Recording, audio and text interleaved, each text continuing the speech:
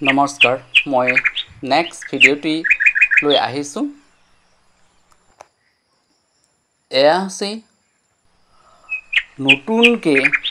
বনাই থকা এটা মনোমোহা মাউণ্টেন লেক অৰ্থাৎ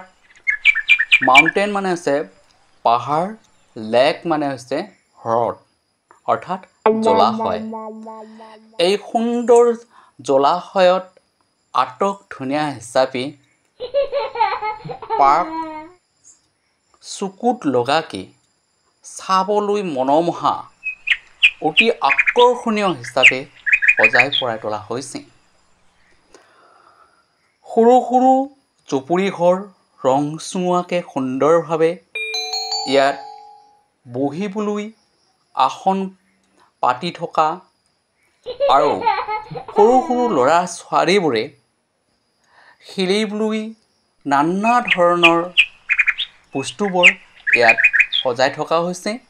কিন্তু ইয়াত অপেনিং হোৱা নাই আৰু এই জলাশয়ত চি বটিং অৰ্থাৎ নাও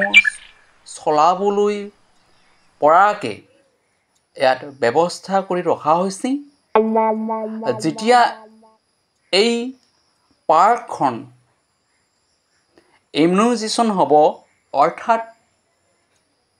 অপেনিং হ'ব তেতিয়া ইয়াত আপোনালোকে আহক আৰু ইয়াৰ সুন্দৰ মনোমোহা দৃষ্টিবোৰ আৰু ইয়াৰ পৰিৱেশবোৰ কেনেকুৱা চাবলৈ আহক আৰু আনন্দ উপভোগ কৰক কাৰণ কথাটি আছে যে যদিহে চাব জানে সুন্দৰ জগত শিক্ষাৰ বিষয়ে পাৱা অনেক মহৎ গতিকে মানুহে লেখা পঢ়া শিকিলেই নহয় চকুৰে চাইও শিক্ষা গ্ৰহণ কৰিব পাৰে গতিকে আহক আৰু এবাৰ এই মাউণ্টেন লেকখন আপোনালোকে চাই আনন্দ উপভোগ কৰক আৰু কিছু শিক্ষাৰ বিষয়ে তথ্য আহৰণ কৰক এই মাউণ্টেন লেকখন হৈছে খাটংগিৰি পাহাৰত অৰ্থাৎ আপোনালোকে এই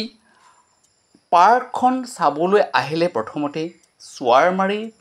আহিব লাগিব আৰু চোৱাৰমাৰী আহি আপোনালোকে আপাৰ চোৱাৰমাৰী দি পূব পিনে আগবাঢ়ি গৈ থাকিলেই আপোনালোকে এই সুন্দৰ পাৰ্কখন পাই যাব ইয়াত বিভিন্ন ধৰণৰ মাছ ডাঙৰ ডাঙৰ আছে আৰু এতিয়াহে এই পাৰ্কখন সুন্দৰভাৱে সজাই পৰাই কি কৰি আছে যত্ন কৰি আছে আৰু এই জলাশয়ৰ ওপৰেদি কিছুমান দলং এনেকুৱা তৈয়াৰ কৰি আছে যে আগতেই বাঁহেৰে আছিল বৰ্তমান ইয়াক লোহাৰে তৈয়াৰ কৰি থকা হৈছে এয়া চাওক এই দূৰৰ পৰা মই এই পাৰ্কখনৰ দৃশ্য লোৱা হৈছে এয়া চাওক আৰু এই জলাশয়তেই বহুতো মাছ আছে গতিকে মই আজিলৈ ইমানতে আহোঁ জয় হিন্দ